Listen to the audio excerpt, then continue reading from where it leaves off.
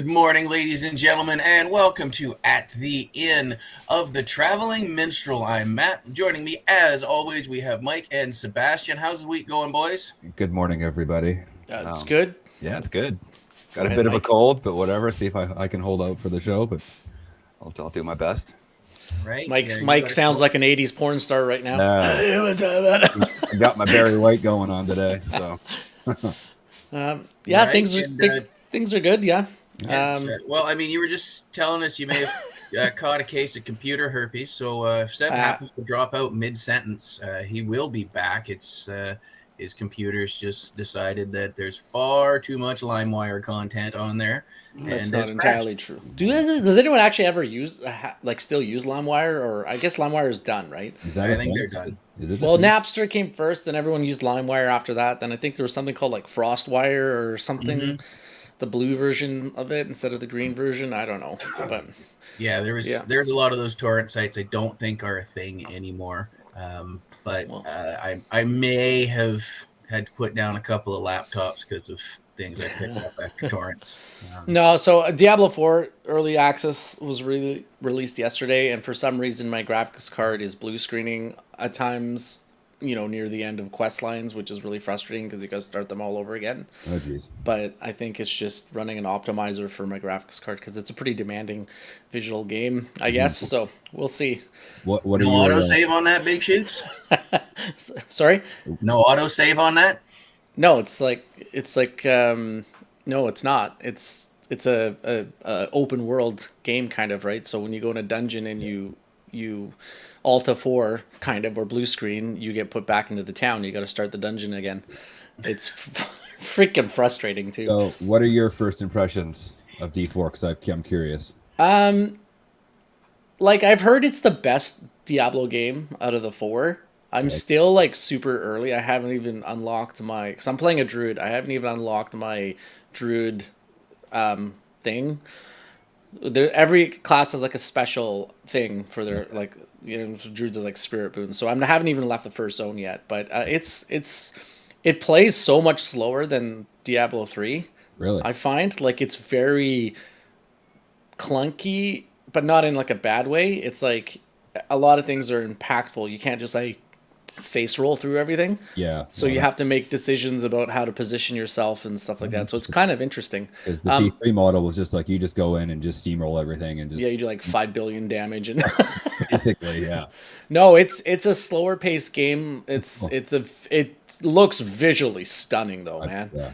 Like when you see the watermarks and mud marks and like wagon trails, and it's like the light shines off it. Like it's visually stunning. Sweet. Like it's good. Yeah. I'm not like crazy obsessed about it. Like I need to play all the time. Like I play a couple hours and then like I'm good and Yeah. I'll log off for the day. Like I've noticed like Diablo 2 and 3 are kind of the same. So this one's different, which is sounds good. Yeah, I mean it's an ARPG, so you have the same, you know, grind the dungeon, get the loot drops, try to find better loot, and Sure. try to like piece it together. But they have an intricate system of like how everything works towards your character, which I think is they gave it more of a Path of Exile feel. I don't know if you've ever played that, and less of a Diablo Briefly. 3. Yeah, briefly.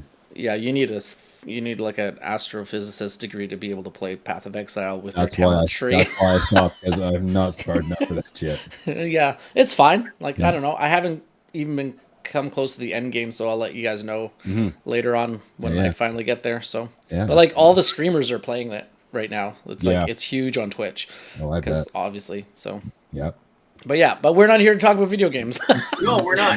And if you are joining us on Twitch, feel free to jump into the comments as well, unless you're a bot, in which case go away and leave us alone. Or No, fuck That today we're happens from talking time to time. songs that are better live.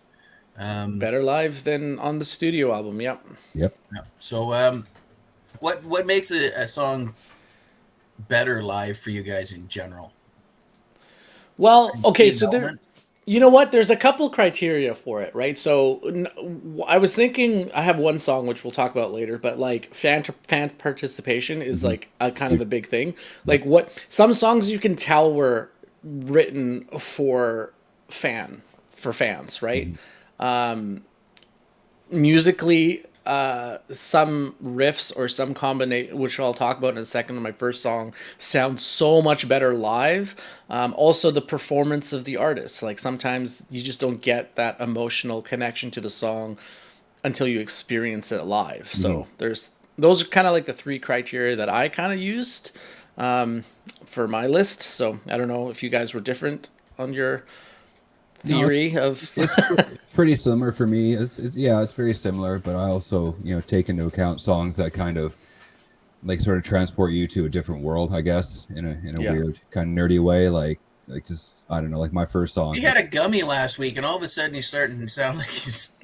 Well, no, like Hey there's man, no, no, man, no, like He's it's like Leo from that '70s show now.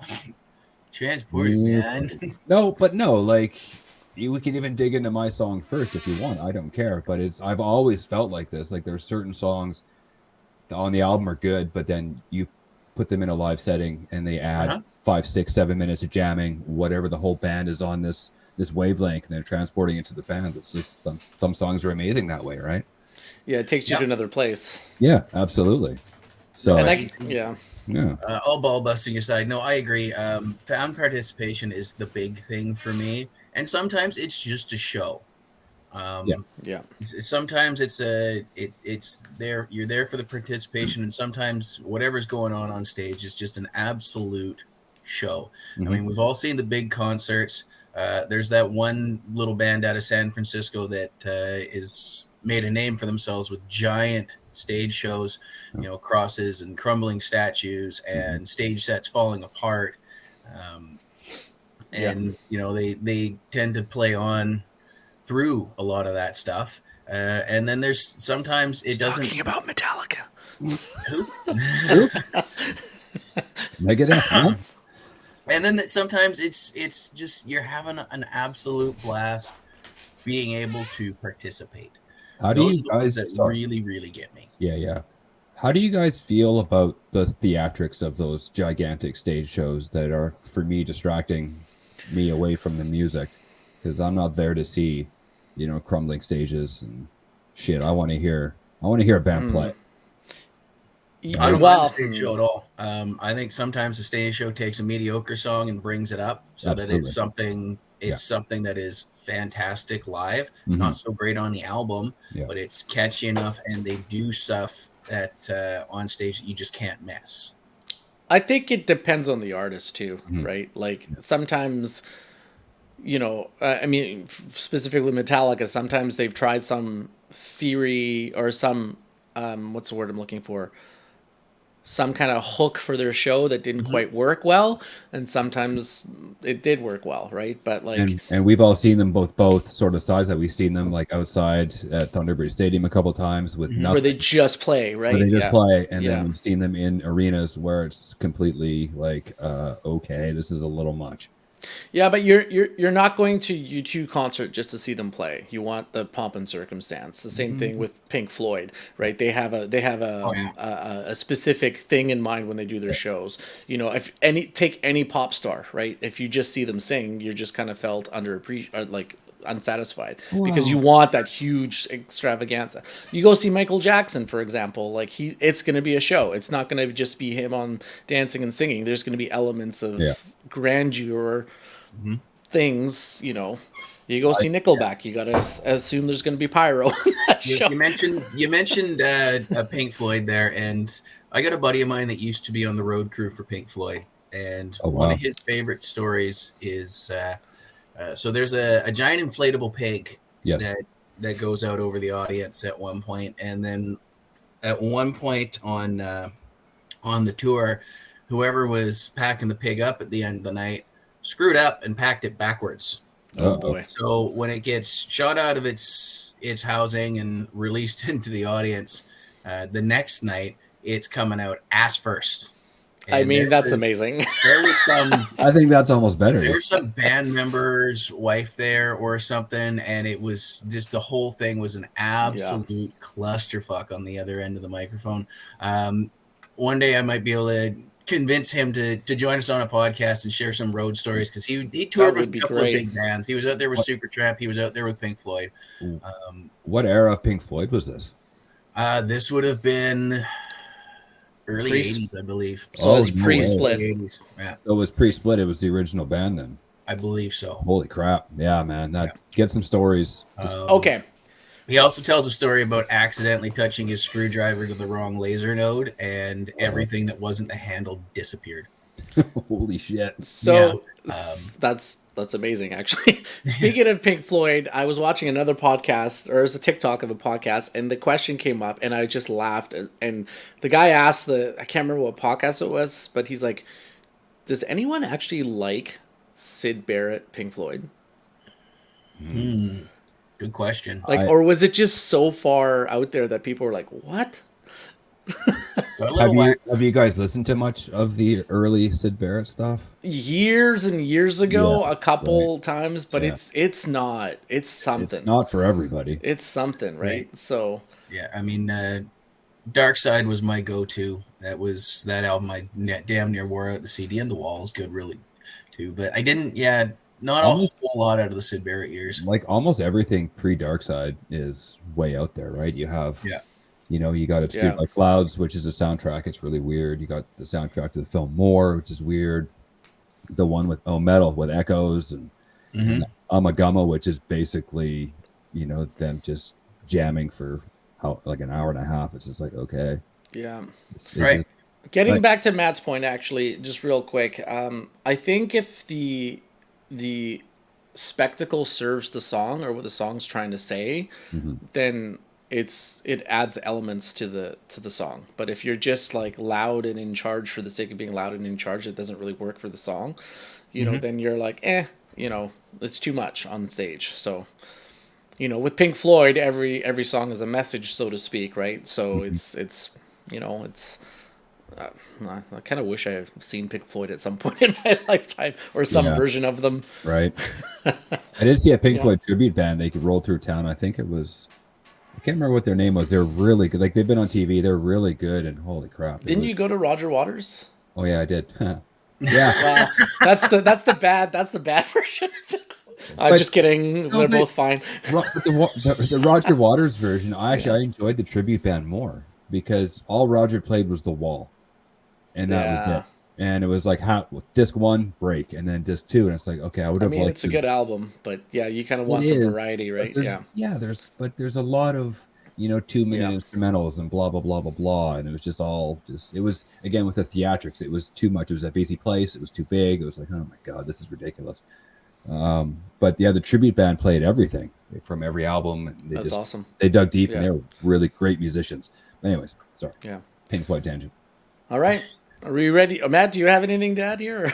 No, I think we're good. Well, let's kick it off with Mike's first choice as a specific song, since he mentioned it. So back in the day, Led Zeppelin, were known for making songs, transforming them live, and and nothing really Dazed and Confused, we all know, is like 30 minutes of got the violin bow and the guitar, and it's just a little too much for me. But man, No Quarter on the album is good, but for me, this specific version of the song, it's one of those ones that just transports me to like a completely different. You can just sit back and just close your eyes and just enjoy and just picture yourself being there. So I'll play a couple. I don't know, how long do you want me to play it for? But because it's 10.5 minutes, so it's kind of, I'm not going to play the whole thing. Give us 15 or 20 seconds. Yeah. Okay. But so this is from The Song Remains the Same in 1973. And I'll shut up.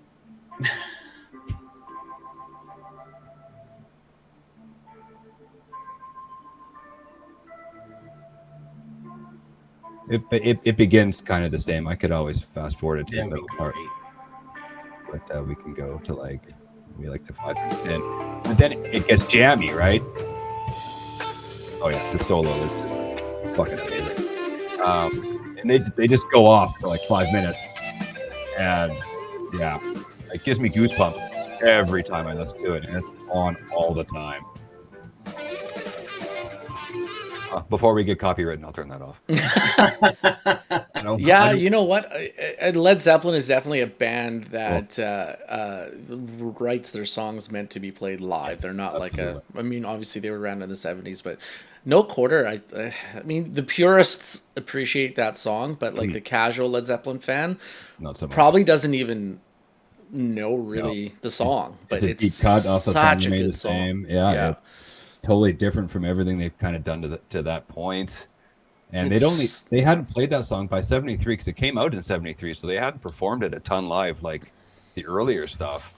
And just I don't know, I know that version was edited down because it was like the original one was like 14 or 15 minutes, and Jimmy kind of just took the meandering soloing out and just sort of made this cohesive, amazing journey. But yeah, it's nice in that time period where people didn't play the click tracks or pyro or any type of like specific production things where you had to like fit your songs in a certain time. It's very jazzy in the sense that they allow the song to be able to breathe organically live, and the band will take it to different places and just jam around with it, right? So that's almost a lost art nowadays. Yeah, right? Bands because everything's so super structured now. Because we have to fit this in because the pyro kicks off 3 minutes into the song. So you know, off topic here a little bit, but did you guys see Steel Panther on AGT on America's Got Talent? I've been seeing stuff all amazing, by the way. I'll have to watch it, but you can tell they're playing to a tracking track or backtrack as well, because there's two guitars and there's only Satchel on stage, right? so and there's like certain cues in the song where, you know, a panther roars, for example, in the song, right? So they're playing specifically to click track, right? So they're not playing like, I mean, they're playing live, obviously, like he's really singing, he's really playing guitar, but there's elements of the song that are in a backing track. So I feel like that's like the norm now in live music. So that's a crazy. good version. I haven't seen it. Did they perform it when they were on the Page and Plant tour? Because you went to the Seattle show for that, right? I did. I went. That was actually 27 years ago, like last week. Anyway, that was. Christ, I'm so old right now. Oh my god, it's crazy. I did. I don't think they played it because with the unleaded version, it was just Jimmy and Robert with an acoustic guitar. They completely oh my god, that version's so amazing. But it got a lot of shit because it didn't have any organ in it, and John Paul Jones was nowhere to be seen, and it's really kind of his song, but. I don't have a ton of memories from that show. I remember they opened Within the Evening and they closed with Kashmir, and they played a couple of Robert Plant songs, and the rest of it's kind of, I don't know, it was just such an adrenaline rush. And I don't remember. I'd have to look the set list up to even have a memory of it. I wish I appreciated Led Zeppelin more 27 years ago than I do now, because I probably wouldn't have ever missed that concert. Oh, right? Absolutely. Yeah. Because they toured until like 98 and they haven't done anything really together since. And they probably never will. Yeah. Matt, your thoughts? Yes. No, I mean, I think I love it. Yeah, no, it's I mean, Zeppelin's one of those bands that would end up on a bucket list show sort of thing, but like you said, they're not really going to be into it. I mean, they were one of those bands in the 70s. When I look back at that time period as what I was listening to, it was more Floyd and Sabbath, but I would eventually come around and get into Zeppelin. It was just much later on. But no, it's fantastic stuff, and it's one of those things where if the opportunity were to come up, I'd have to really consider whether I would rather buy a ticket or pay my rent, because you know they're going to be about the same. Yeah, I don't think I'd go see them now. I think it's too late. They're 70 in their 70s now, I think. Yeah, right? Jimmy's like 78. Well, yeah. I think because they reformed to do one show in 2007, and it was like they had Jason Bonham. Like musically, they sounded really good, but you know the wear and tear on Robert's voice is very evident. He can't sing that stuff anymore. He's not 25, right? He's pushing. He's whatever. He's 70 or however old he is. Yeah, they're not easy vocal lines to sing. No, because he's really going especially for it, right? Like the first 2-3 album stuff, he's like it's like Greta Van Fleet. It's kind of that same just screaming. You're screaming. Yeah, good vocalists, but they're really high in their range. Yes. Yeah. Right. Like it's not. It can't be easy on their voice, no it's matter what just it is. life. Your voice doesn't respond when you're 70 as opposed to 25. Mm-hmm. Right. Yeah. So Just ask Mike about his voice today. Hey, it sounds great, actually. I wish I would stay like this. It's all warming up, and sometimes it's just you haven't practiced.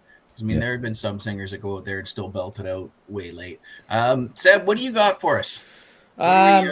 So Lenny Kravitz is an amazing artist. There's one specific song, "Are You Gonna Go My Way," which has this insanely hook lick when they octavize it as well. But you can't, like, if you ever hear it live, it's so much better live than in the recorded version. Let me just play a little bit of it here for you guys. You guys hear that? Okay.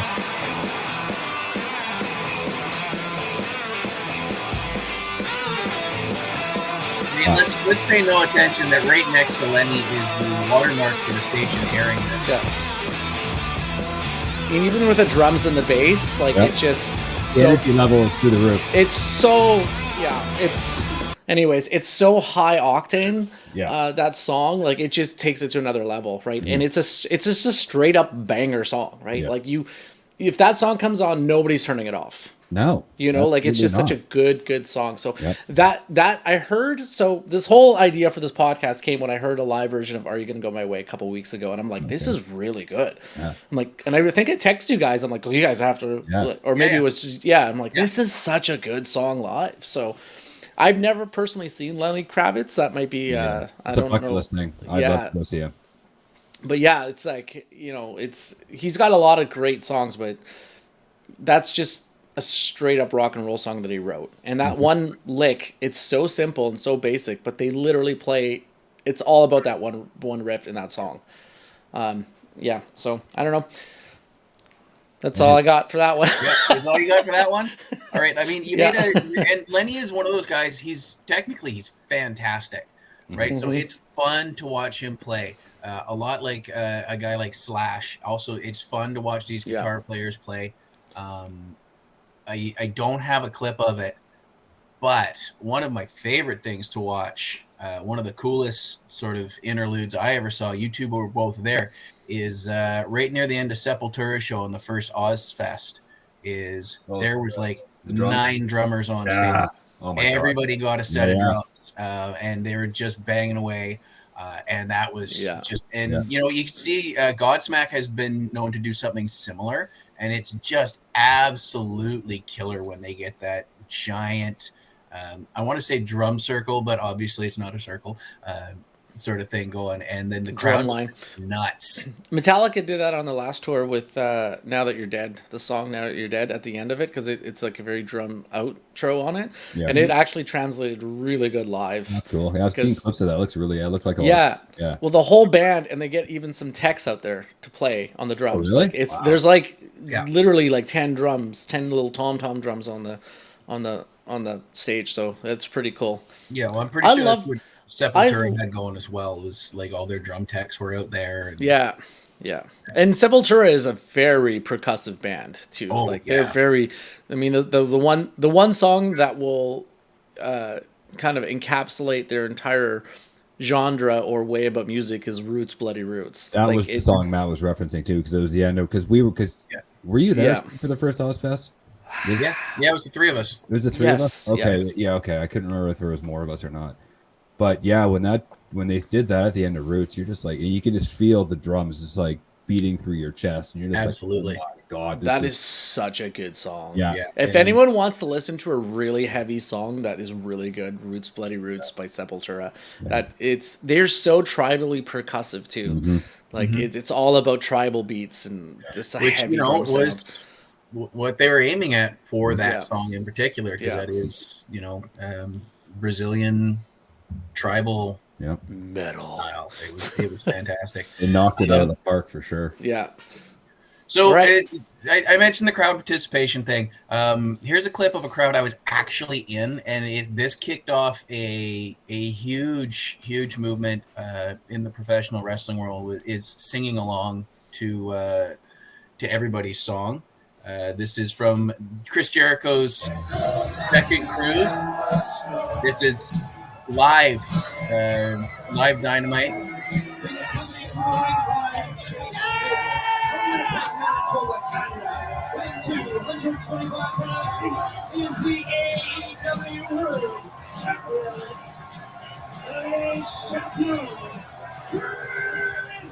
You can see we're all having a blast. We are packed.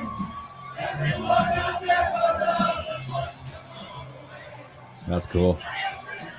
And if you watch Chris's face here, he is drinking this in. He is supposed to be a heel champion. He is standing on a deck of a cruise ship with his face on it, loaded with 3,000 of his fans. The song he wrote and performed. Yeah, that's awesome. Not finished with. When they cut the music off, we kept going, and that's been a thing for him. And you can see as Chris is drinking that in, he's like, I made a cruise. We have live wrestling on it. We have international TV on it. I am the champion. I'm supposed to be hated as fuck. Yeah, right. I'm walking out to a song I wrote, to a song I performed as my theme music, and this crowd will not stop. Yeah, that's awesome. Yeah. And it is chilling. And that's what I mean about the crowd participation is sometimes we need to be in there. We need to be out there doing it. It's sing-along time. There's a fascinating phenomenon that happens in wrestling with a lot of heels when at some point you've put in so much work in the profession of wrestling that regardless if you're a heel or not, the crowd starts to respect you and loved. Like it happened with Triple H in like the last half of his career. It's happening with Roman Reigns because he's supposed to be a heel, but everybody loves him. I mean, it happens with Brock Lesnar, like, you know. Well, and it's not a recent phenomenon. It happened with Ric Flair. It happened with Roddy Piper. Yeah. Right? And there's nothing you can do to like. No, you just get to a point where we absolutely respect you too much. Well, and this has been so that tape there. So that was weeks before COVID shut the world down. Oh, jeez. That would have been in late January, early February of 2020. Yes. And like we never stop. You can turn on Dynamite any night, and as soon as Chris comes out, that crowd is singing. I've had friends at shows get caught singing on camera, so I'll be watching the show, and it's like, oh, Alex is there, and they're belting out Judas. That's awesome, right?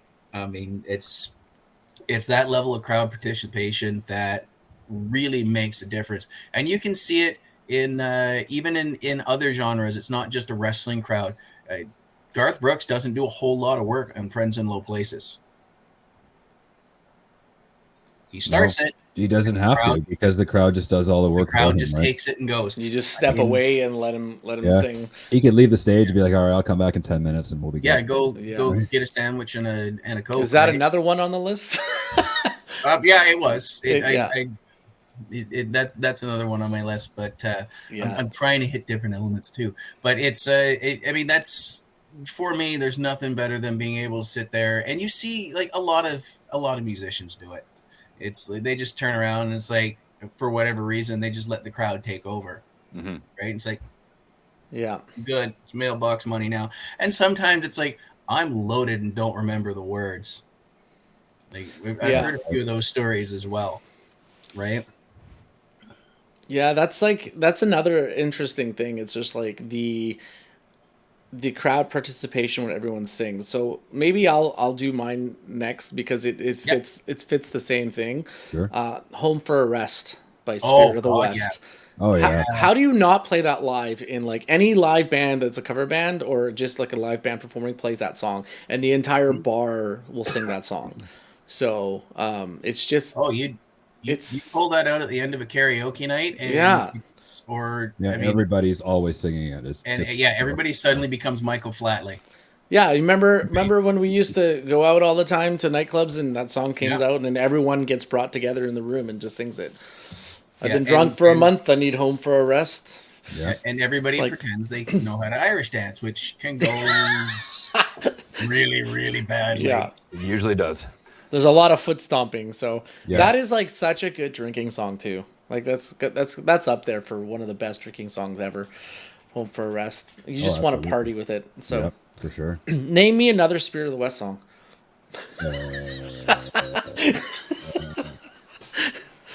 I'm in the same boat, guys. Don't worry about it. I'm in the same boat. Let me pull up Apple Music to look up Spirit of the That's West. cheating. I honestly have no idea. My wife could name probably a bunch more, but not me. No, it's just yeah. So that was actually the next song I was going to talk about. So I'm glad like we just went right into that. So, yeah, it's just party songs, I guess. As you were talking about, Matt, fan participation. You know, those couple of songs, the entire crowd is going to be singing. Mm-hmm. So, you know how it's just transcends it on a live setting because it's such a inclusive song for everyone at the venue, so to speak, right? So yeah. And I think that's part of the appeal for karaoke too, is, you know, a lot of people can join in. I mean, you guys saw the clip of the last cruise. I stood up there and I did Killing in the Name by Rage Against the Machine, and there was 300 people in that room word for word with me the entire time, right? That's, I mean, it doesn't necessarily have to be the original band doing it. Sometimes you can just go out and it's a cover band and it's killer. Right? It could be just a house band somewhere that is just out there absolutely slaying it and turning it into a show. Are you going to talk about other more WWE entrance songs? Nope. Okay, so the two that come to mind right now as like crowd favorites is the Cody Rhodes one, which started in AEW because he does the oh part, and then freaking Seth Rollins song where he just stops and the whole crowd just keeps singing.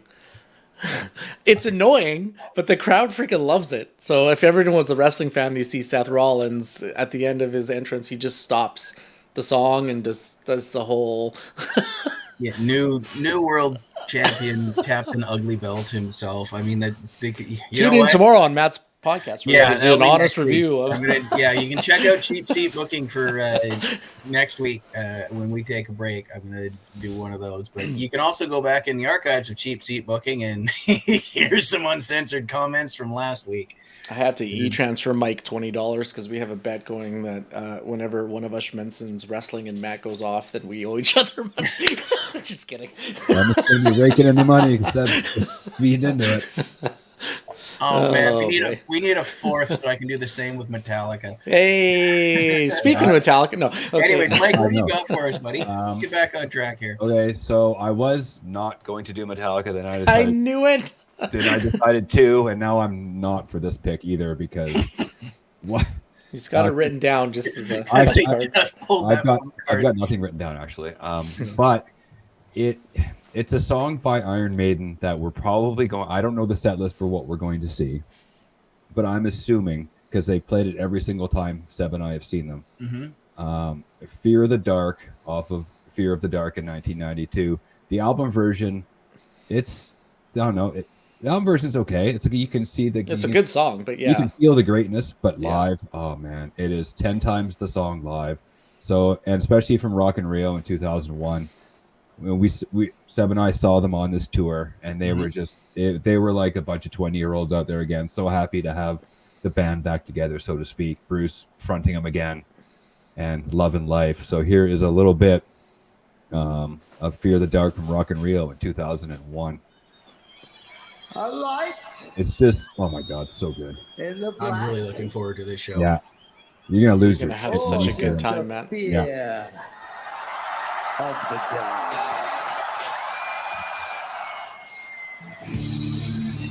And talk about crowd participation. Yeah. Like there's 400,000 people singing right now. You can hear that going.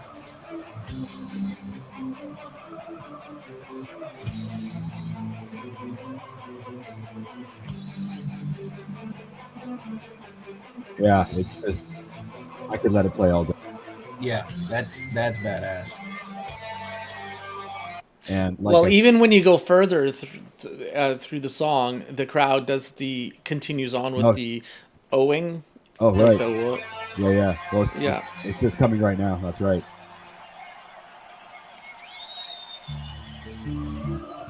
Yeah. Like Like it just sends shivers up your spine, especially being there too. Even in Vancouver, they do it. You're in there You in are the in it. dark because Yeah. they turn pretty much the lights off for that song. Yeah. Obviously, and then everyone has their lighters up, and like 15,000 people are all chanting. It's so good. Oh, It's my God. so good. Yeah. And I'm super proud of Yeah. myself because I am not looking up at the set list. I did have 2 songs spoiled for me because I just. Oh, let me send it to you. Hold on, real quick. That's gonna be Seb's next screen share. I know is one song is designed to ruin spoiled next day. because I saw it on TikTok. I got 2 because it was spoiled for me, and one, but they both weren't really surprises, so I'm good. I don't want. Which ones were they, if you don't mind me asking? Well, if Matt wants to know.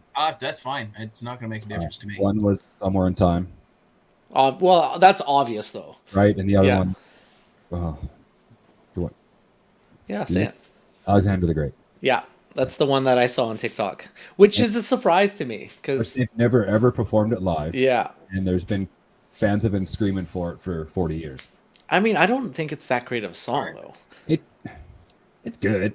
I'd rather I mean, it's hear. no Fear of the Dark or Hallowed Be Thy Name or Number of the Beast or Run to the Hills No. or. I thought actually you were gonna say a different song for Iron Maiden because when we saw them last, this was my favorite song that they performed live. It was the Red and the Black. Because they did that big thing in the middle, which was just like, this is so good. They like jammed on but I mean that's not a song that most people know or would expect. I don't think they're ever going to play it again. It's what a blessing just to hear them play that the one time. Like so good. But every Iron Maiden song is like Fear of the Dark, where it's 100% crowd participation. Yeah. And they're given they're old people, and they're given the energy level is through the roof. Yeah, you can say that about most of the Iron Maiden songs are meant to be played live. Like, absolutely. I mean, every song is meant to be played live, right? But you know, even like or the Wicker Man near the end, where they have like that you can definitely. I'm like, this is written for the crowd to sing, like 100%, right? 100%. So. Yeah, that's such a good song. There's, I just want to stay on Iron Maiden for 1 second. Yeah. There is one song I'd love them to play, which I'm not sure they will, which is Afraid to Shoot Strangers. That's such a good song. Because they were playing it back in like 2005 or some shit in Europe. And my son, it's like one of his most favorite Iron Maiden songs, and Dad, I really wish they'd play it. And I'm like, man, no.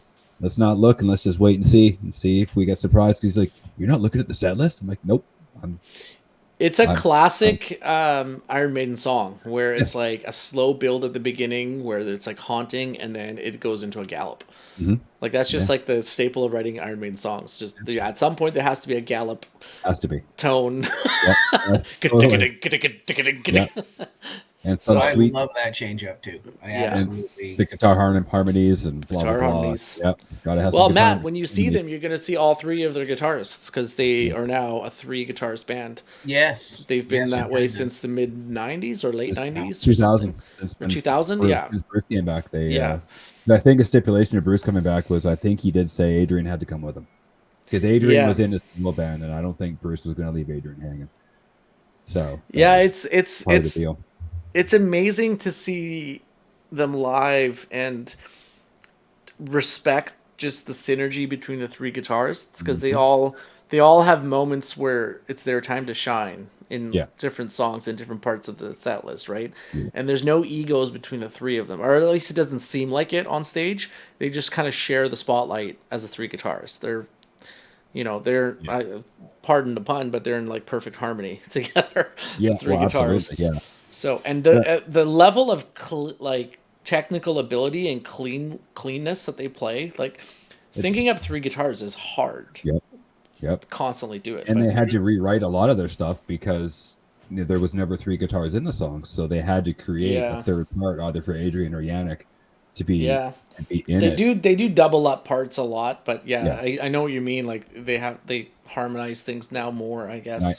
And I think Adrian more follows Steve's bass now, and he plays 2 down, and he just sort of plays more to bring the low end up. Not that they need more bass in their songs because the bass is heavily prevalent, but anyways, that's my number 2 is the Fear the Dark. I love it, and everybody should go watch Rock in Rio 2001. Done deal. Done deal. You check that Sebastian, one out. what you got? I'm just trying Or to. you or is Matt next? Matt's next. Yeah, Matt, you know what? he's- Let's. Well, Seb's clearly. I've been looking for something specific. Okay. You know, I am. sometimes shit happens at an event, and sometimes it really spoils the deal, and other times it really adds to it. And this is a performance that I caught completely by accident because I'm not a football guy, so I rarely watch the Super Bowl. But this had a halftime show that I really wanted to see because the performer is an absolute master, very underrated for his body of work, especially considering he is a huge, huge name for being such a small guy. But the weather gods decided that they were going to jump in and have their say in the event. So this is Prince. I want one time see you laughing, babe. And of course, he's got Only wanna see you laughing, yeah. In the purple rain. Arguably the best halftime show ever. Yeah, Yeah. absolutely. And it's the weather gods decided, yeah, we're gonna rain on you. Purple rain. And That's that's all raining I better. tried to watch this Come out, on, y'all. but Prince was having none of it. He was doing his show. Purple rain. Oh, yes. Don't it feel good? Only wanna see you. Can I play this guitar?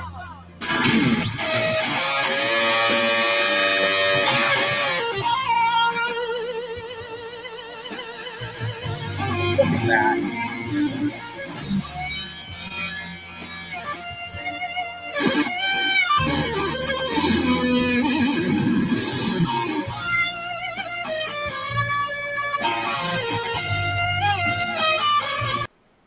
And he's out there and he's absolutely owning it. He is not afraid of, you know, whatever the consequences are.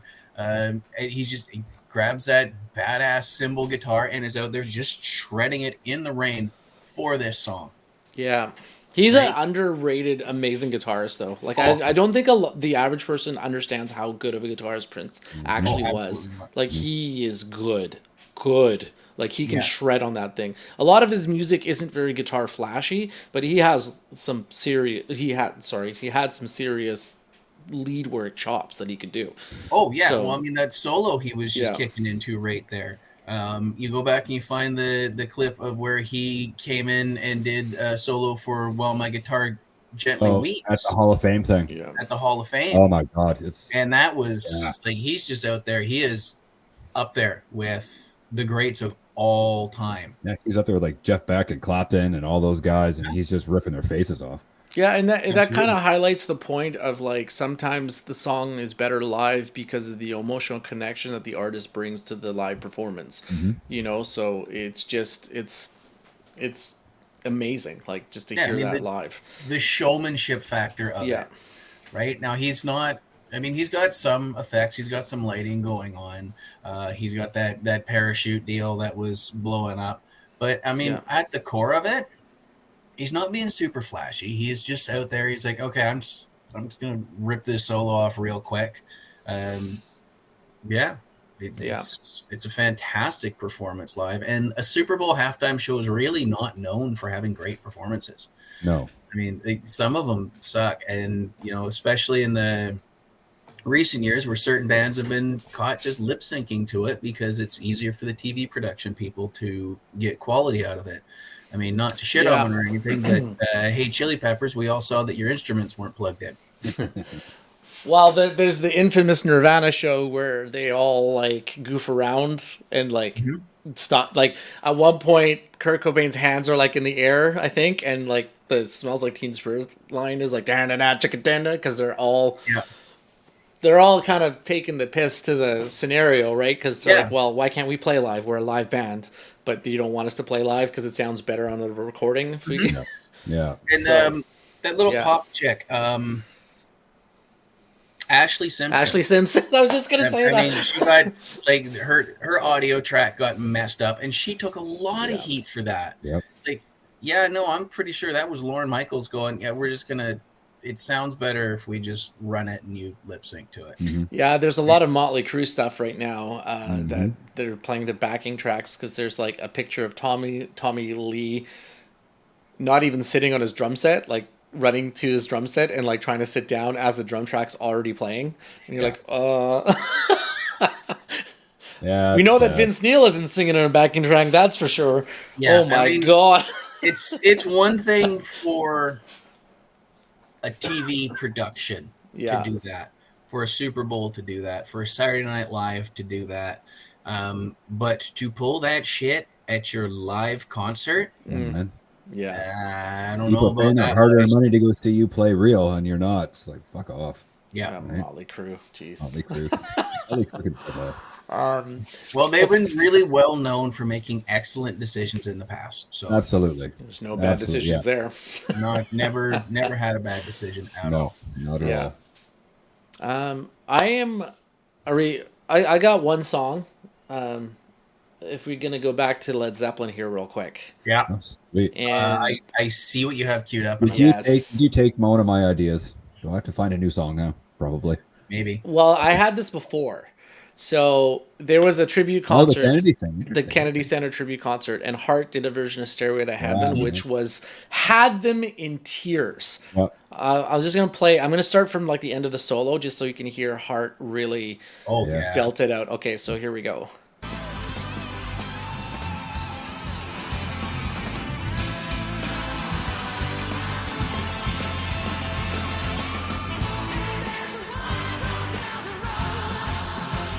Look at them. There's Yeah.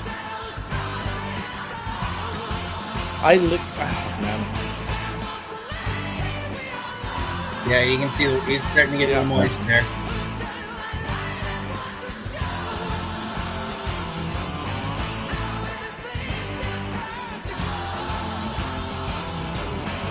Disappointing.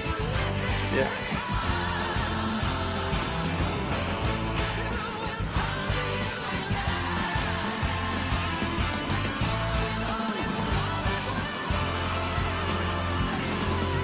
Anyways, Force of nature. it's so good. That version is so good. That is a song. Sorry, go ahead. No, Mike. go ahead. No, go ahead. It's a song that is definitely meant to play live, and it speeds up as it goes, as the song grows, right? So Yeah. it's such a good song live, and for them to like, they not only nail it, but they make a version of it as their own, like with the choir in the background, and you can just see the response from Robert Plant and Jimmy Page. They're in tears because of the connected nature of the performance, right? Like they're coming from a very deep place when they're singing Heart is, and the whole chorus. So yeah, it's just, this isn't necessarily the song more as this particular performance is just on a next level, right? So absolutely. yeah, and you can tell that Led Zeppelin means a lot to Heart and to the rest of the band, right? Because you can't do a cover like this if you don't like the band, No. right? So No. anyways, I get teary-eyed whenever I listen to this. Oh yeah, that one gets me.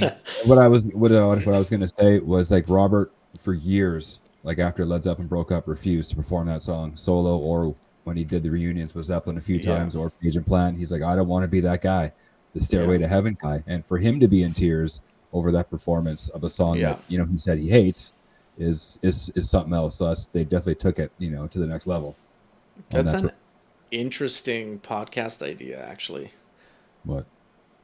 Really famous songs by artists that the artist actually hates performing. Oh yeah. So like I'm pretty sure Styx hates performing Mr. Roboto. Let's see how that's hate it, but that's the song they're known the most for. Anyway, sorry, I just had a thought there. And that's fair because there's a lot of stuff that comes out. It's like I regret doing this. I mean, Warren is famous for hating cherry pie. Joe Rogan, just off topic here. Joe Rogan had Dr. Phil on his podcast. Oh, no way. And he asked him about the Catch Me Outside girl, and he's like, "Oh my god."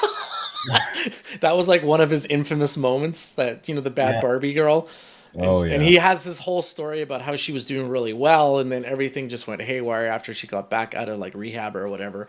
But anyways, sorry, I just Yeah, it's that's just pretty funny.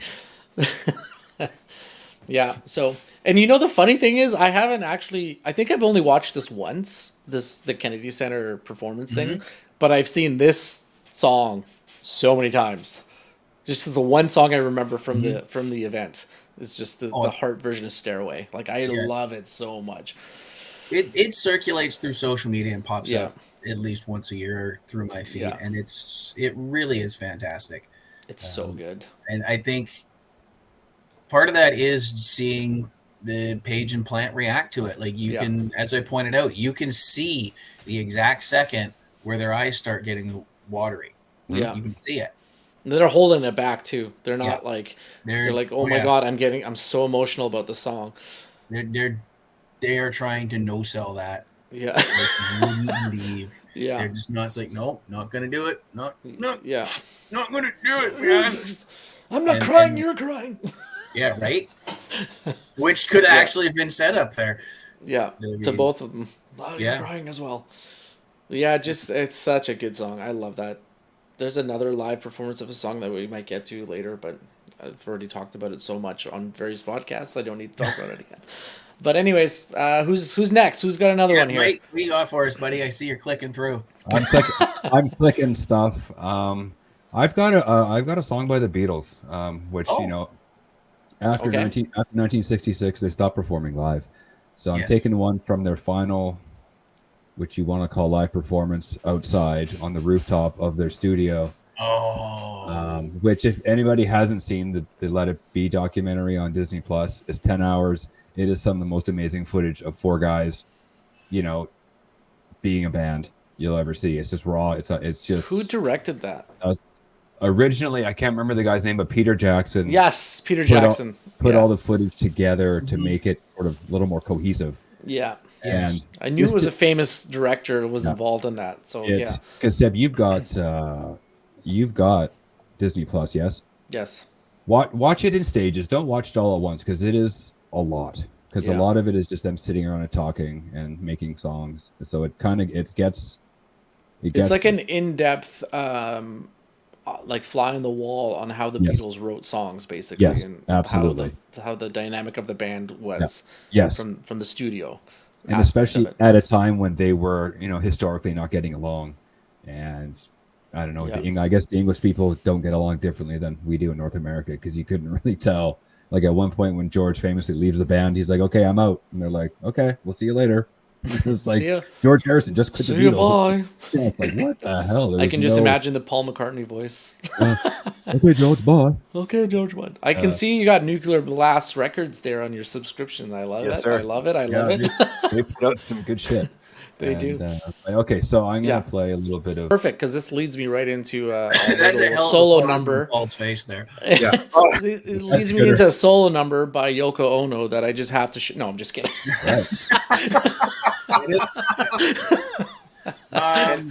You can even try. Piggyback off of this Beatles thing, like in the documentary, Yoko is there, and because famously everyone says, "Oh, Yoko broke up the Beatles." No. She did not, because they all loved her. It's there on film. They had no problem with her. I think people like to blame her, but I think if she was never even in the picture, they probably would have eventually broken up around that time. Anyways, they've done everything they could do as a band. Right? Where do you go after you become the biggest band of all time? You stop touring, you're still the biggest band of all time. Well, there's another show topic, guys. Bands that broke up way too early in their careers, or like lineup changes, like singers leaving, right? Singers in solo, I can think of like 5 off the top of my head right out of the gate. But like, was it the right choice to leave Van Halen? Probably not for him anyway. Well, maybe it was. I don't know. I think so, because it kind of flowed their music into more personal songs. So when Sammy came into the band, the songs took on less of a I'm gonna jump off of a rafter doing the splits vibe to a more of a personal vibe. Sammy could write lyrics, and Eddie was getting more into the synthesizer stuff. So it only made sense. Dave couldn't sing to that stuff anyway. It wouldn't have worked for Dave. So he probably knew. He's like, okay, well, Jump was all synthesizer basically, and he's probably like, yeah, fuck this. I don't want this crap. What a phenomenon the Beatles were to see live, right? Like, because they really, they were one of those bands, Elvis as well, that kind of turned music around, or just showed what music was really supposed to be like. Because before then it was like, well, you don't dance at a concert, you just kind of come in a suit and tie and just appreciate the music, you know. So and then the Beatles sort of had to go through those growing pains for everybody with live concerts, because, you know, famously at Sullivan, all those live shows where you couldn't hear them play because the screaming was so loud. That's all you could hear, and that's why they stopped. They're like, well, no one can hear it. We could be up there doing nothing, and it would still be the same. But I did see Paul McCartney in 2011, a few months after Roger Waters, and a huge bucket list show. I took my parents, and it was like, my parents weren't the biggest Beatles fans, but I figured it would be, you know, it would be important for all the three of us to go. Sherry was there too, so all four of us were there. Man, that dude, like, he was, I don't know, 70 at the time, or however old he was. Fuck, he just played for like 3.5 hours. It was song after song after song, and he played some John's songs that John sang with the Beatles, George stuff, did his own stuff, and it was just no breaks. He just didn't stop. He just kept playing, and fantastic. Yeah, fantastic. So Paul McCartney, to me, is a human being that is so deeply rooted in the nature of what music is supposed to be, that he just exudes this aura around him where you just feel that everything is okay when you're with him. I watched a video with Nuno Betancourt, and him and Paul McCartney got together, and then at some point he looked, I can't remember the gist of the interview, but he realized, I just wrote a song with Paul McCartney. Like, and they weren't even trying to write a song. They just, Paul McCartney's, he's fiddling around with the guitar, and Paul McCartney was like, hey, I really like that. What do you have for the chorus? And then he's like, well, what would you put for the chorus, right? And they just kind of like, but it just happened so organically and natural, where Paul McCartney heard a good line of music or something that he connected to, and he just focused in on that. And because of how comforting he is as a person, people feel naturally able to just vibe with him, so to speak, right? So yeah, he's a true master songwriter. I don't, you know, you can't say there's a lot of people that are better than him at songwriting than Paul McCartney. No, and with all instruments too. It's not just him on the bass or him on the guitar. It's just like, that dude can just put something down and just, okay, I'm going to put bass on this, and then it's done. It's like, what? Because there's like a famous, because he did stuff with Dave Grohl and Chris Novoselic. This is, I don't know, however many years ago. And they wrote a song, and Dave's like, okay, well, that was good. And Paul's like, yeah, I'll just put the bass on it, then we're done. And it's just like, what? What do you mean we're done? He's like, yeah, no, it's good. It's good. It's just, they're all just like, what the hell, man? So he can Dave just, Grohl like, from the Foo Fighters.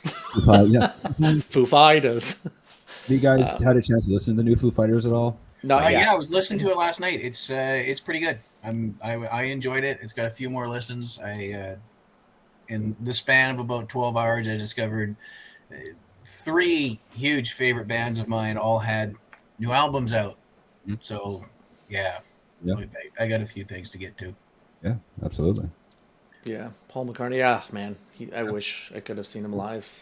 Yeah, because when I saw him, it was the first time he'd come to Vancouver since he was with the Beatles in like '64. So there's no way I wasn't going to go, because the thing was, I don't think he's been back. So I don't think he's ever coming back. So would you say that Paul McCartney is the heartbeat of the Beatles, whereas Lennon is the icon? Yeah, I think. Like, because when you look at the Beatles, like, one of the first things that you think of is John Lennon's glasses, and like, it's just the John Lennon look, right? I mean, yeah, Paul McCartney is such a, it's 1A and 1B, so to speak, I think, right? Yeah. Nobody thinks of Ringo Starr or George Harrison when you think of the Beatles. You think of either Paul McCartney or John Lennon, or both together, right? How could you be thought of if you're in a band with those two? Yeah, no kidding. Even how prolific George was as a songwriter. He's an amazing songwriter too. Like, but you're with John Lennon and Paul McCartney. Right. Like, I mean, and you know, no room. There's just no room to get any more stuff out, and they give him 1 or 2 songs an album, and that's they just they couldn't. it's a stacked lineup, right? It's the Super it's stacked. the 84 Bears, the 95 Bulls, right? It's the Oilers in the early 80s. It's stacked, and that's why the Beatles are super group. They're the first super group, an organic super group. They just were. It's just when Marc Messier, who's a top 10 player of all time, is your second line center in his prime. Still scoring 50, 60 goals a season. That's not far off from the Beatles, except they, like Mike said, they're a super group. Well, they're a super group that started in a garage, right? Yeah. They could have started separately and done like a Traveling Wilburys one-off or two-off couple albums, whatever, and been like, oh, that's a rad super group. I wonder what they could have done if they had started together. Well, we know, right? To the point where, and it's that theory I have of the Beatles are underrated because we're so used to going, oh yeah, it's the Beatles. They're phenomenal. But when you sit down and listen to it, it's like, oh, it's the Beatles. It's level. Like they spent all those years in Hamburg playing 8 hours a day in clubs. Yeah. For from 58 to 61 or 60, whenever the hell they stopped playing in Hamburg. And it was just they honed their craft. They put in the 10,000 hours as a group together. And it just carried on from there. And then the world found them. And yeah, it's funny how people seem to think a lot of bands just become famous overnight, but they don't realize the amount of legwork that they put in before anyone even knew them, right? It's you have to put in your hours, but you just don't ever hear about that. Yeah. We were talking Pink Floyd before we started, and all before Dark Side of the Moon, they were a band from '67. That's when they started, and they weren't really famous until Dark Side in 73. And that's Sid Barrett left. Yeah. So right. But I mean that's true for a lot of places. I mean, Peter Dinklage is like, oh, this new guy from Game of Thrones. Like, no, he was around for a long time. Oh yeah. He almost quit acting too. He was acting for years and years, right? So it's like, oh, this new hot comedian. It's like, well, this new hot comedian that's now breaking loose on Netflix has spent the last 15 years doing 16 comedy clubs a week, just hustling from show to show to show. Yeah. And then all of a sudden something breaks through. Mm-hmm.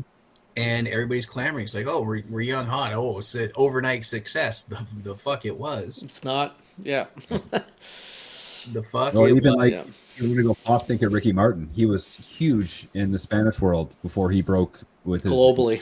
Yeah. Globally before he broke with Livin' La Vida Loca with an English song. Yeah, I mean, and arguably, he broke into a smaller market that catapulted him to larger fame. Mm-hmm. Yeah, that was a huge freaking song, man. Yeah, absolutely. So, yeah, I've got a couple more, but Matt, it's your turn if you. Yeah, and you know what? Speaking of being huge in and breaking into markets, there's a band that is absolutely huge in Canada and never really made it outside of there. There's a lot of theories as to why. Nickelback. Nope, they did. They're fucking huge everywhere. Yeah, I know. It's huge everywhere. This is I don't understand the biggest band Canada has ever produced. That never made it out of Canada. I mean, Rush, Nickelback, great. The Guess Who, great. However, when you're talking tragically hip, song for song, album for album, it's hip over everyone. And just for whatever reason, and there's lots of prevailing theories out there that they just didn't make it outside of Canada. A live performance, thinking about it, still gives me chills, was on their last concert tour. Gord had decided that they're going to go out on tour, which is nuts. To say goodbye. And this might be a little hard to watch. It gets a little hard for me to watch, but I've got it queued up. This is Grace 2 from the last show. This was broadcast all over Canada. I got goosebumps all over my body. Seb was talking about right off the bat the emotional connection with the audience. This, I think, sums it up better than anything we've already seen, and that's a hell of a statement considering we watched the Zeppelin Kennedy Center. Watch Gord.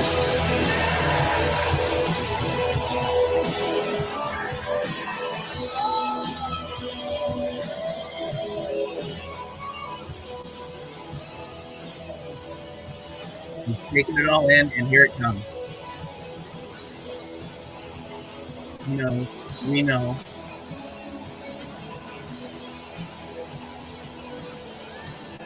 Yeah.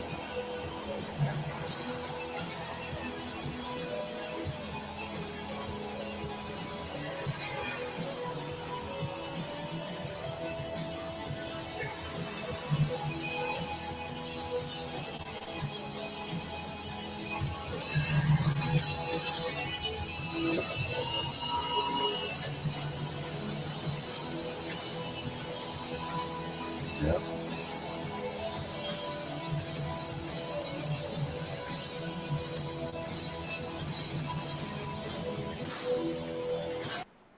Yeah, for those of you not watching that are probably going to listen to this podcast, you can't really see the body language of him, which is the key element in Matt's video here. So if anyone wants to see a man that is giving his very core to a performance, go watch it on YouTube, and maybe Matt can link the video later. But it's hauntingly powerful, man. Like, I guess that's the best, because he knows his time is short. This was the last concert, correct? The final show. Yeah. This is the one they put across Canada. Basically, the entire country shut down. Yeah. Yeah. I was on vacation at Fairmont Hot Springs, and we went to the pub to go watch it, and it was you just sat there, like, just tears streaming down your face.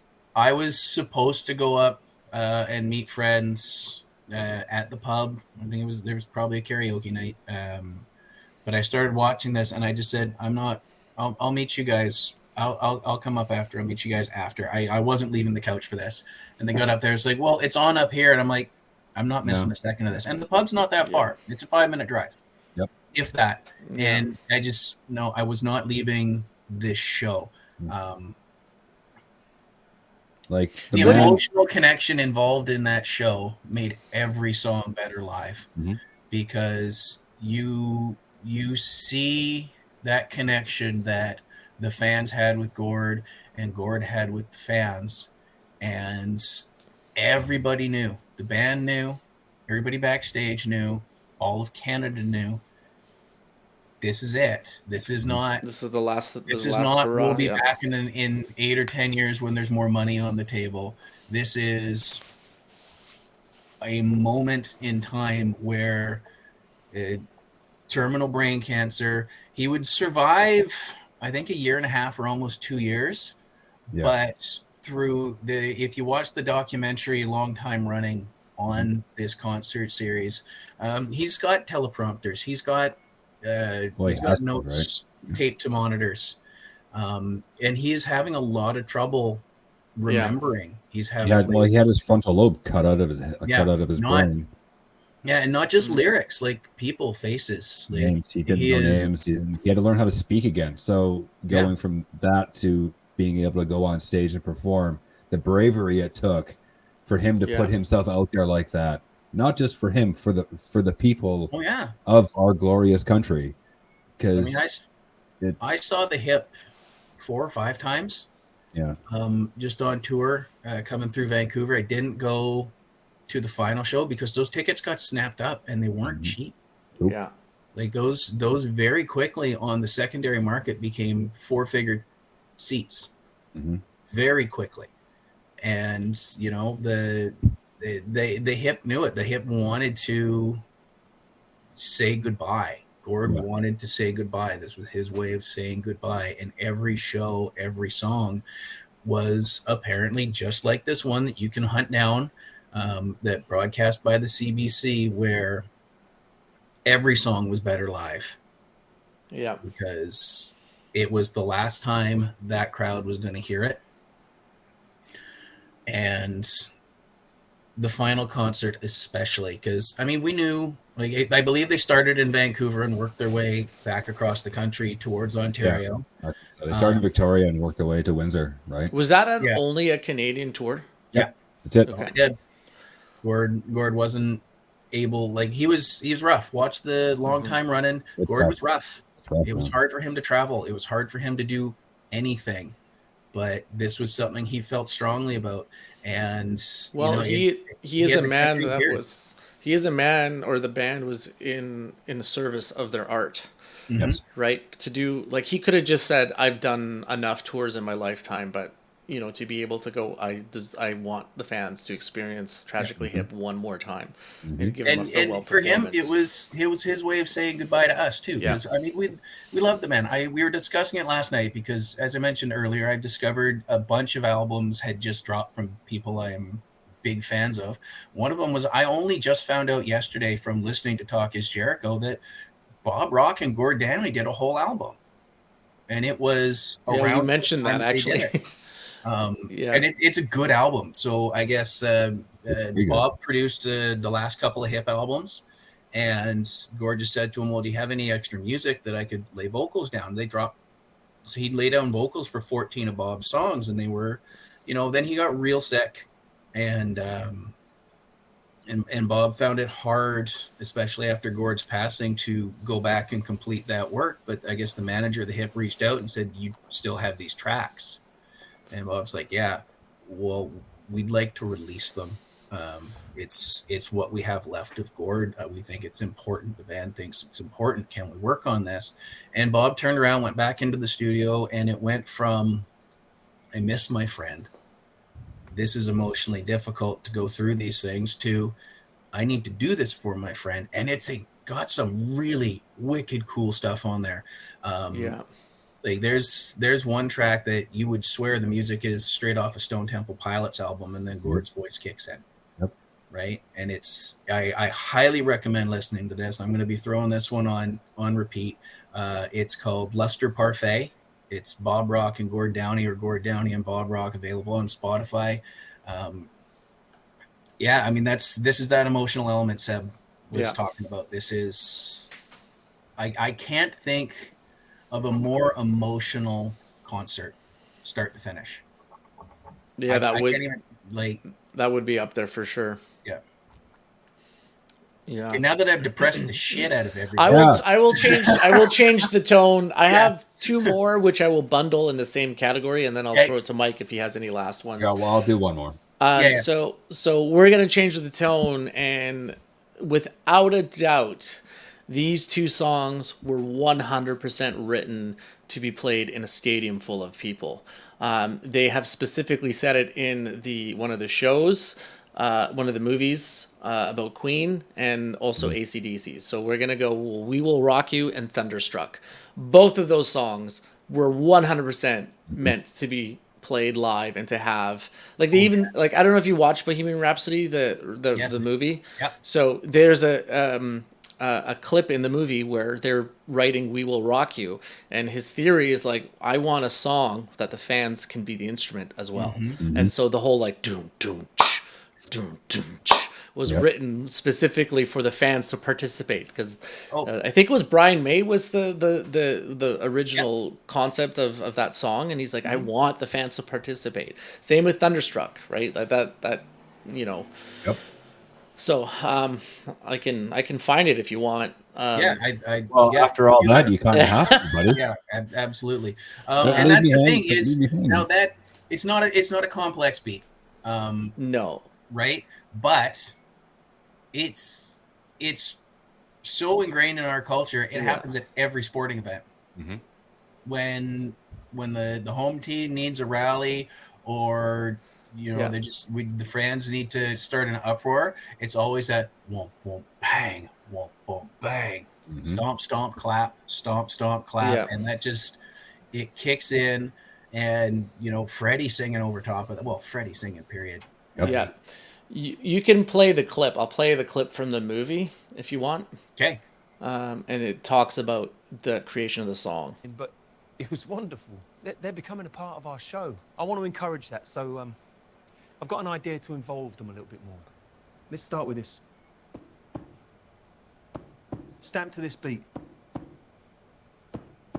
Genius. Thank you, John. Come on. Good. Now, I want you to clap on the third beat.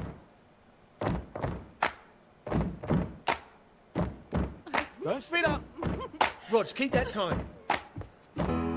No, Prenter. It's unusual to see you without your clone. It's unusual seeing you be so bitchy.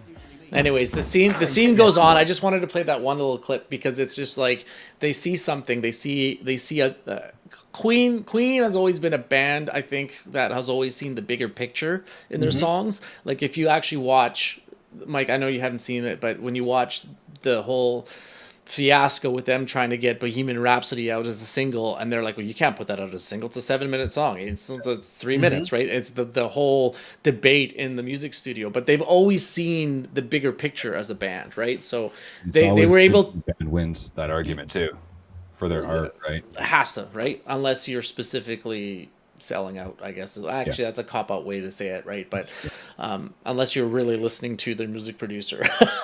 Yeah. But yeah, so it's just interesting to know that like that song was specifically written for crowd participation, right? So it's like Absolutely. you can't. It's great on the record. It's so much better live when 30,000, 40,000, 100,000 people are all doing the don't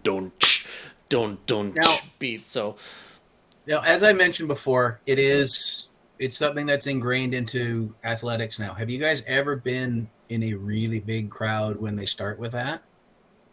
no, Probably, maybe, I don't know. no. Hockey I game. mean, at hockey games, yeah. Like they do it at the Vancouver Canuck games, yeah. Yeah, the building shakes. Yeah. Because you have, 15 to 20,000 people stomping It's something else, right? at the same time to the same beat. It is, and I've been at a couple of hockey games in, I don't want to say dilapidated, but not up to date arenas where it's scary. I don't want to mention any names, Tacoma Dome, but it is. You're gonna feel like you're gonna fall through the scaffolding. Yeah, absolutely, absolutely. Yeah. I can't imagine it, at rallying point at one of these big football stadiums, right? Like, Yeah. 60,000 people stomping. It's crazy, yeah. Unbelievable. Yeah. So yeah, I remembered that when I was like looking at songs for this particular episode of the podcast, and that just came to mind from Bohemian Rhapsody. I'm like, oh man, they like literally wrote that song to play in a crowd. Like this. Yeah, that's crazy. Yeah. So you should check out the movie. It's one of the best rock movies. Yeah, I do want we've to ever done. Yeah. Like it's on par with Elvis, if not better, arguably. So I'd say better. This Bohemian Rhapsody for me. I think so too. Might be the high watermark. I mean, there's some arguments with Cash it goes, and Ray, but it goes Elvis, Bohemian Rhapsody, and then This Is Spinal Tap. So those. Okay, yeah. You know what? Spinal Tap, absolutely. Yes, hands down. I'm getting ready to be offended, and you pull that out. Everybody watching can sort of saw the look on my face. I'm like, no, he's going to say stuff. I'm going to have to go over to his place later and smack him. No, you're right. Kidding. Spinal Tap. That's such absolutely. a good movie. Anyways, yeah, Mike, what do you have for one? If you got, I just want to stick on Queen for a minute. Have you guys ever watched the famous Live Aid from '85 Oh, concert? absolutely. Yes. Actually, that was. Oh my God. I had that queued up. I was looking it up too. I had it queued up, and then I decided, no, I'm going to talk about Gord because we're running out of time. Yeah, because talk about concerts, it's the same thing, right? Because Freddie wasn't healthy in '85, and just for him to be able to go out and do what he did at that level was kind of. They also hadn't performed for quite some time before the Live Aid. That was like the first performance back together. Yeah, as a band. They were off for a while. And I don't think it was as widely known that he was sick as it was with Gord. Not yet, no. Not at that time, no. Because I mean, at that time, HIV and AIDS was controversial to say the least. It was not the most open-minded time in human history, although we were, sort of on the cusp of getting better with it. So yeah, it's that looking back, absolutely, that Live Aid it's that emotional attachment that Seb has been harping on. So if and when you do watch the movie, Mike, they do the Live Aid concert in the movie, and afterwards there is a YouTube on video where is the comparison between the movie and the live version, and it is it's perfect. Didn't every nuance. Grammy sang those songs too? Yes, he did. And he studied the Live Aid concert for thousands of hours to mimic every nuance of how he moves his arm, where he sits on the piano, how like everything's arranged. It is like so. It is perfectly done. It's like an exact replica of the actual Live Aid concert. It's amazing. It is incredible to see the side by side. Yeah. It is. It's so good. And we should throw in Val Kilmer for the Doors then. Right, yeah, he sang it all himself for the most part. And he basically, the movie wasn't very good. It's Oliver Stone and on lots of cocaine, I think. But no, right? I know. And but his performance, he was Jim Morrison. Like, he couldn't unsee just like Rami Malek. He can't unsee Freddie Mercury when he's Freddie Mercury. Yeah. And he actually ordered the teeth months and months beforehand, nice, so that he could like wear them around and get used to them and try to like So he's going all in, right? I'm pretty sure he got to keep them after the show too. I would assume he would have. He won the best performance. Yes. Yeah, so that's well deserved. He's odd in that movie though. I think he's just an odd human being. Yes. But I mean, he's perfect for Freddie Mercury. Absolutely. I think it's like the same kind of close in the same geographical area. Yeah, he's from too, kind of a little bit of that Middle Eastern. He's Egyptian, he's Egyptian. Freddie was Indian, I believe. I think so. Yeah, something like that. Yeah, same. They're both in the Persian area, basically. Yes, I'm not going to pigeonhole them as saying. Mike's suddenly running a globe through his head, going, where is all these places? Yeah. Not the same nationality, but thank you. That's the words I was looking for. Yeah, kind of the same. You know what? I'm just going to back away from that whole discussion. Moving on. Yeah, absolutely. All right, Mike, wrap us up here. Actually, real quick, there's one thing. Listening to that Gord album last night, if you were to put Gord Downie on Canadian money, where would you put him? Oh, that's a good question. Who do we have to replace is the question. We'll replace all of them. Fuck them. They're all old. Well, the $20 bill. Can I tell you what I came up with? I mean, it was floated out there. You'd put him on the $100 bill, but I said no.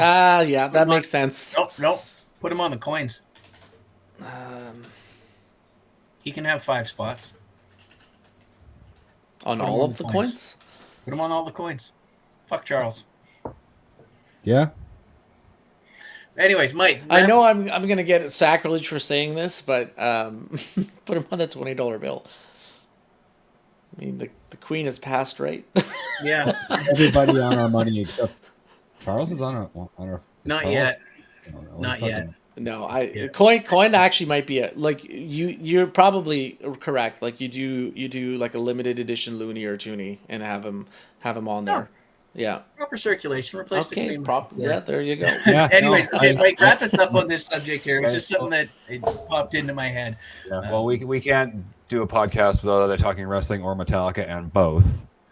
So I'm gonna end it with something off of S&M 1, which for me is a song that I think, whether they admit it or not, was written with a symphony in mind, because there's so much space for the symphony to breathe and to elevate the song to something that is not way better than the original version, but it's something that is sort of a level up from the album version. It's the Outlaw Torn, the final track on Load. But this Michael Kamen's arrangement is just, oh my God, it just adds so much. Yeah, it's so good. Oh, so good. So I'm just going to shut the hell up. And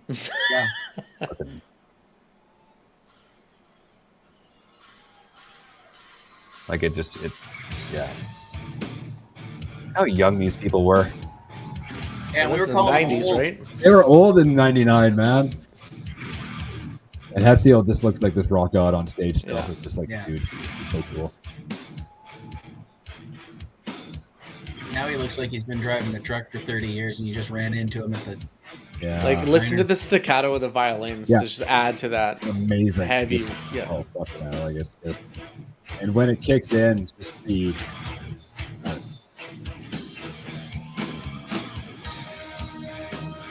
I don't know. Like, it's perfect. Like, as if it was put together. this whole concept worked really, really well. And I think like, with S&M 2, I was turn this down and talk. I think with S&M 2, like the difference, obviously Michael Kamen was no longer with us, and I think the newer songs suffered by not having a creative mind like Kamen's on the songs, because I think a lot of the songs just followed what the guitars were doing, and it was kind of boring. Yeah, so this wasn't Metallica's idea, S&M. This is all Michael Kamen, and I believe he approached Metallica saying, "I want to do a concert with you guys." With and they were making the Black Album, eventually. And a lot, like all the, I mean, I'm sure he got Metallica's input as well, right? But a lot of the arrangements were done by Michael Kamen himself, like it was his kind of project. He was and then a songwriter. Yeah, so.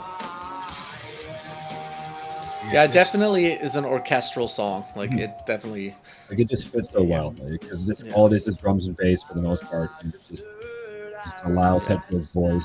And So here's a question for you: what Metallica song have they not done yet that would be amazing with an orchestra? Well, you can always Fade to Black's the obvious, but they've tried it and it didn't work. That's why it's not neither. Dude, there's one obvious answer. Obvious. Don't say it. Don't say it. I don't know what you're gonna say, but I'm not sure I want to hear it. I do. Inamorata.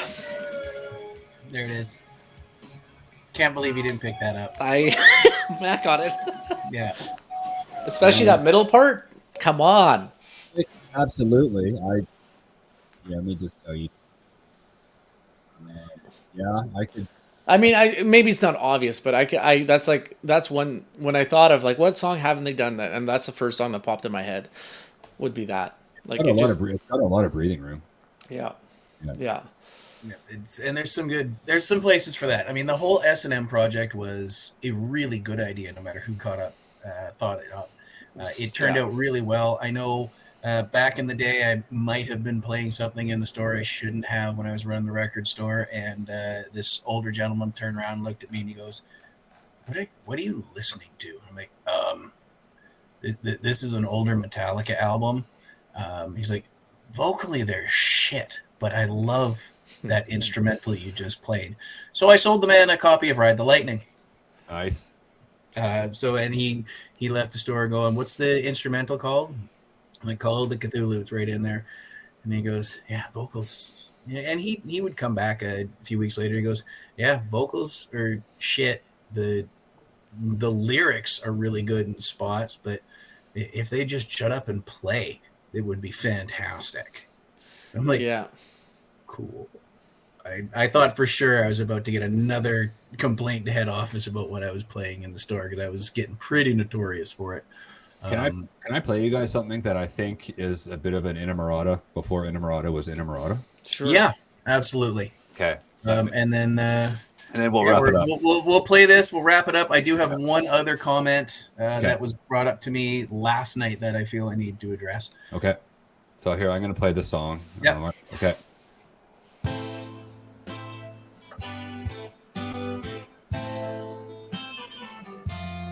Like it has a... Yeah. Right? And I just stumbled on this by accident. But yeah, that's the chorus of Inamorata to me.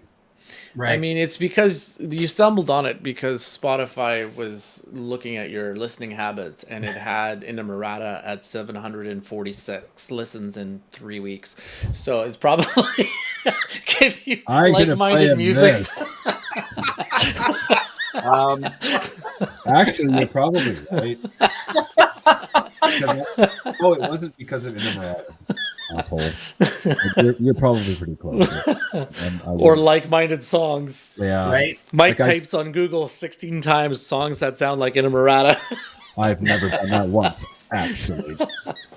No, I listen to a lot of like European sort of like folk metal, and I think that's just one of the bands that popped up, and I just put it on, and I was driving, and I'm like, oh, this is pretty cool. So all of a sudden, I'm like, whoa. This is Inamorata, yeah. Yeah, and it came out like in 2022 or 2021.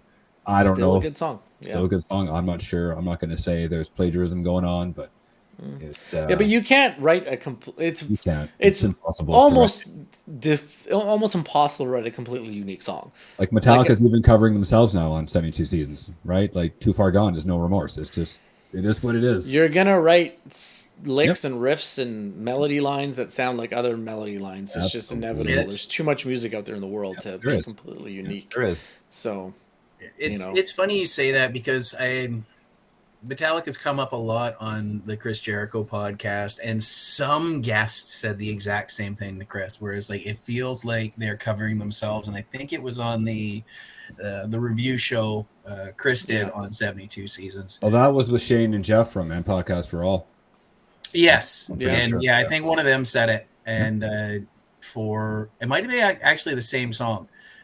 Or Lux, because they pulled the same thing. Well, Lux has hit the lights. Yeah, you know, I think that's No Remorse. Which it was one of those two songs. They're like, well, they're basically covering themselves, because I don't remember if they said Hit the Lights or No Remorse, and it's just like, oh yeah. So that was cool. And just to wrap up here, because we're just creeping over 90 minutes. Thanks everybody for sticking with us on this was supposed to be a shorter podcast. We are keeping these to an hour, and we're sticking to it. Yeah, right. Super good. Super good. This is all bonus content for you. It's save on more points on the podcast. There's a whole genre of music that is meant to be played live and is better live. Classical. I was just going to say, absolutely. So, I mean, that in and of itself is above and beyond, because, I mean, these things were written when all you could do was live music, right? Yeah. And these ones that have stood the test of time, you see them every time you go, well, used to, or when record stores were a thing. We're talking Beethoven, Chopin, Mozart, all these big symphonies that were meant to be played live and still work. Well, those particular songs, you don't get the full impact of 40, 50, 60 instruments. You have to be sitting in an amphitheater that's specifically designed to reverberate all of those instruments around you to get the full dynamic effect of what they were trying to achieve. And if someone has never gone to see a classical symphony play, I strongly urge you to go see it one time in your life, because it's just the impact of the music is colossal. We went years ago to see the VSO do the Four Seasons by Vivaldi. So good, right? I don't know if it's still called the Chan Center out at UBC, but it's where the VSO plays. And wow, like it was amazing. Like, I love classical music. I'm all in. And just to see it in person, it was just like, holy shit. It was transformative. Like, it was so good. Yeah, I mean, some bands can't get tight with 4 players, right? And there's 60 people on stage in perfect sync. And just, And you should really watch Tar, Mike. I really want to watch Tar. It's so good. I haven't had a chance to see it yet. That's right in my wheelhouse. Yeah, absolutely. I think you'd really appreciate that movie. It's really good. Okay. And it's all about classical music and like the life of a composer. Mm-hmm. And it's also about cancel culture too, and how ridiculous they could be, right? And how things are taken out of context. Yeah. So, anyways. Right, well, I'm going to thank a friend of the show, Sarah, for making the point about classical music to me last night after we had finished discussing which dollar bill Gord Downey belongs on. Thanks, boys. I think it's good to be back talking music again. Yes. Always a pleasure with you guys. It's and thanks everybody for tuning in. Please remember to like and subscribe. Find us on Facebook. Find us on Twitch. Find us on YouTube, Apple, and Spotify. Hey, and if we missed the song, let us know as well. Absolutely. And we'll be posting throughout the weeks. We'll start posting some video clips of the stuff that we were talking about, just so you guys can enjoy that. So from everybody here at the Inn, I'm going to wish you a good afternoon. And be nice to everybody. Don't be an asshole. See, what he said. See you later.